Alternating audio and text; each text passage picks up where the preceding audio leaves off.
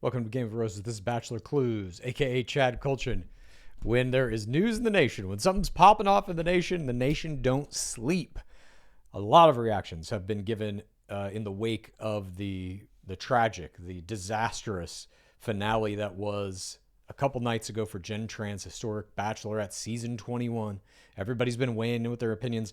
I covered Nick Vial's opinion of it earlier today. He had some good takes. And now Maria Georgas herself, someone who has been kind of the specter of this entire season, haunting it from the very beginning when she was the original Bachelorette for a couple of days before they slotted Jen Tran in to replace her, all the way to now when the accusations are flying. Jen said on stage at the After the Final Rose that Devon inappropriately followed Maria after perhaps he was partying with her and Jer Bear out in New York City. We don't know the exact details of that, but Maria now is weighing in with what appears to be about a 5-minute TikTok video. She posted this 5 hours ago. I have not yet seen it. We're going to go through it now and see if we get any new information on this situation as it unfolds. Here we go.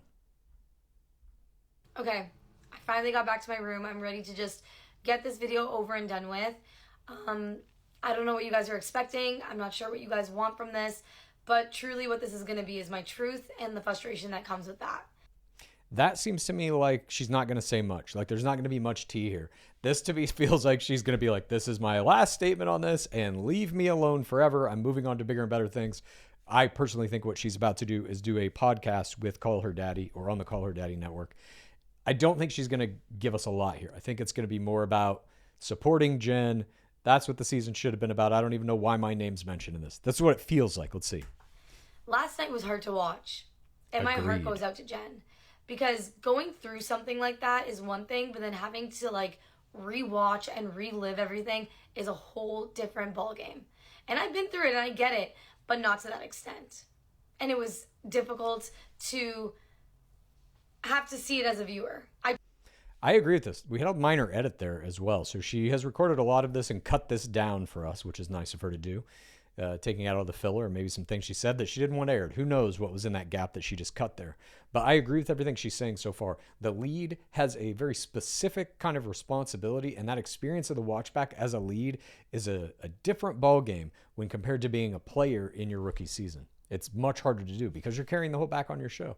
And then when you don't feel like the producers have your back and you have essentially propped the show up with everything you're doing, the leads are, I think, really bearing most of the responsibility for if the season is going to be a good season or not. The players do too, don't get me wrong, but the players don't have to do as much. They're not in every scene like the lead is. I truly think that a lot of those conversations should have been off camera. Interesting. I mean, I can't speak on her relationship. The only two people that can speak on her relationship are her and Devon.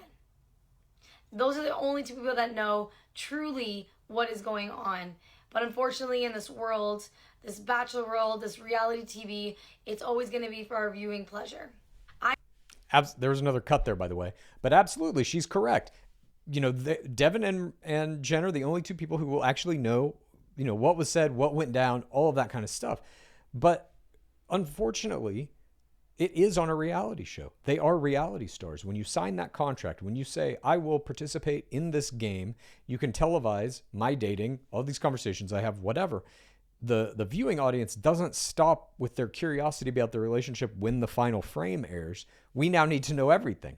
That's the nature of trying to be a reality star. And if you get the benefit that comes with it, this is kind of the detrimental side. I am constantly trying to just move past a lot of things that I've done in this franchise. You know, I'm coming to my defense for my character. The people that have supported me since day one are still supporting me, and I appreciate that so much, more than you guys could ever know, because I know who I am, and my friends and family know who I am. But like the fact that I've had you guys watch me through a screen and still be able to see how real I was, like. And by the way, we're doing that now still. I'm still watching her through a screen. It's a different screen, but it's still a screen. And we talk about this a lot on Game of Roses, the nature of parasocial relationships. When a person looks at a camera and directly speaks into it, it triggers certain things in the human mind to make you feel like you know that person or like they're your friend. And that's why ITMs in the moments, those parts in The Bachelor when the players are looking right into the camera being interviewed about what happened on the date or how they're feeling about this or who they hate or whatever the case may be, it triggers that in you. And now through TikTok, Instagram Reels, whatever social media you might be following these players on, they continue that parasocial relationship with you. So it feels like an extension of the show. I have no words. And I just want to say I love you and I thank you. Guys, hearing my name, I understand that Jen... That was an interesting edit. If I may just rewind that and let's watch that again. It seems like she cut in "Guys, I Hear You" just by itself. I could be wrong. You and I thank you. Guys, hearing my name, I understand that... So that was just "Guys Hearing My Name." She just cut that piece in. That was interesting. That Jen having to speak up about it, say your piece, girlfriend. I respect it. I just think that, like, without the full context, it leads people to believe a whole different narrative. Yes, Devon followed me on Instagram. Guys, I don't pay attention to who follows me and who doesn't. I have no clue about that. Until people brought it to my attention, I didn't know. And by that time, when I found out, he had unfollowed. Let me clear the air. Here's just a basic strategy for everybody in The Bachelor. Follow everybody on The Bachelor. Then it doesn't look bizarre or suspicious in any way. It's the selective follows. That's like, oh, he just followed her right after they broke up. That's what makes it look bad. If he would have just followed everybody from that season, or everybody from multiple seasons, or even a bunch of people from multiple seasons in recent history, I don't think this would have been a big deal. On something. I've never met Devon before. I never went clubbing out with him. Okay. I understand he did his own thing. Yes. Did I go out with Jeremy a night with friends? A bunch of us together? Yes, I did. But Jeremy got sent home and they ended on amicable terms.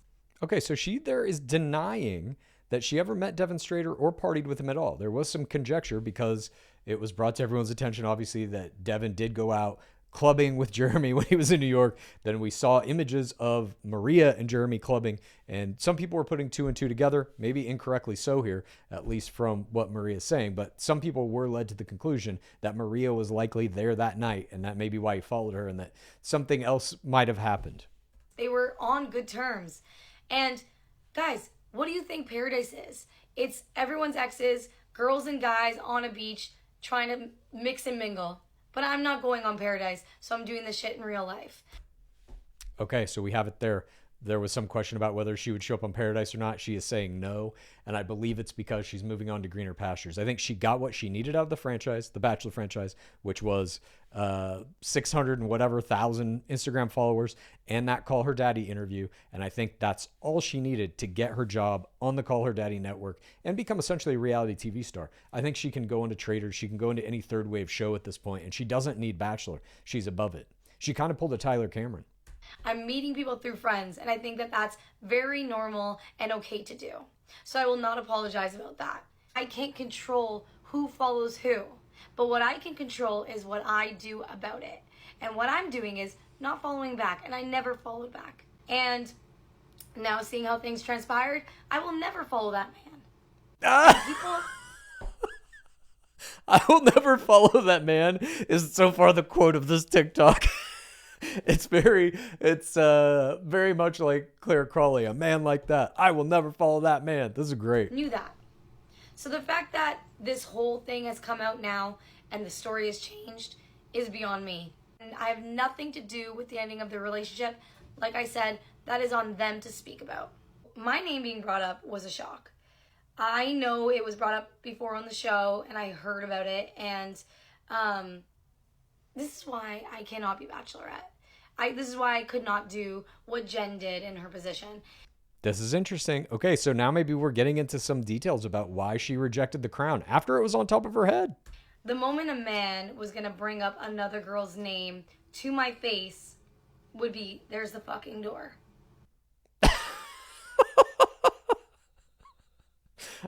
But I know she's saying like that is kind of against the very nature of the franchise Bachelor, Bachelorette, because it is a big group dating scenario. But God, how great would that have been to see that she just said, there's the fucking door to some guy. God. I hate that that happened to her. I hate that that was brought up to her face. I hate that she even had to even like hear those words. It pisses me off. And this is probably partially why I really could not watch the show in full. But you gotta commend Jen on how she handled things. She did it like a true Bachelorette. And for that, kudos to you. I agree. I think she was put in an impossible situation. and really turned in a fantastic season, complete with a history-making play at the very end, something we've never seen. She was the first Asian Bachelorette and the first Bachelorette to propose to a ring winner, shattering all kinds of norms in this franchise. And I hope she's remembered that way. I hope that it's what the producers did to her doesn't overshadow what she contributed to the game, because it was a lot more than many Bachelorettes have. But again, my character, my innocence, my peace is important to me. And I will not fuck that up for no one. At the end of the day, I wish the best for everyone that I've known in my life. I'm not sitting here trying to be a hater, trying to get into this BS. This is the last thing I want. Let's just put it to rest. Like, I was just enjoying my family vacation. I just did not need to be dragged into this. Enough with the pinning women against each other. I know that's the favorite thing to do in this world. But is that must be happening? I guess she's getting DMs, or maybe Jen is. But I didn't take, when Jen said that, I didn't take it that way. I took it as like Devon essentially is the asshole here. I didn't take it that they were being pitted against each other at all. I'm not interested in that. To conclude all this, I just want to say, like, guys, I've been very transparent with you all. People are calling me out for things that aren't even true, and I can't sit here with a smile on my face and stay silent. It's not me. I talk way too much for that. I have a lot of things to navigate through, and I'm doing it, and I'm doing it in my way, unapologetically so, and that's just how I'm going to continue to do it. You guys wanted the truth. That's the truth. I mean, there's not much more to it. I am trying to move forward from all of this, and I feel like I keep getting dragged in. The last thing I want to do is have this weird narrative where Jen and I are against each other. Just because we've separated our ways and we're no longer friends doesn't mean we hate each other, and doesn't mean that if someone's going to disrespect her in my face, then I'm going to sit here and stand for it, because I'm not. I am just a regular person who went on a reality TV show. Stop holding me to a standard that doesn't exist. Okay. All right, so there you have it. And she's not a regular person who went on a reality TV show. She is a reality star who turned in a phenomenal rookie season, and as a result gained a massive Instagram following, and as a result went on the second biggest podcast in the world, and as a result, I believe, was given a job by that podcast network, and is going to show up on a million other reality shows. I just think she's like a kind of singular talent in reality TV. All that said, we got some details here, some real specific factual details from Maria. She was not there that night with Jeremy and Devon. She did not meet Devon. She will not follow that man. And she essentially is saying, leave her out of this, leave her alone. She's trying to move on. But it's fascinating, as with all reality shows, but specifically Bachelor Nation, when the show ends, you still might have to play a little bit, because we as the fourth audience are going to continue to watch all the social media, have these parasocial relationships with these players for as long as they remain interesting to us. And if their name gets brought up in an After the Final Rose, it's fascinating that Maria felt compelled to make this TikTok. She had to answer. If she really wanted to move on, she probably could have just said nothing. But instead, she's like, let's put this to rest, knowing, by the way, right now is when this exact kind of video will get the most views, will get the most engagement. And so she is hitting it at the peak of when she can release a video like this. So she says she wants to move on. I don't know if that's so true. She's at least getting maximum value out of this parasocial play. So congrats to Maria for that. And that wraps it up. I'll be covering anything else probably that comes out with regard to this entire situation as well. Thank you for joining me.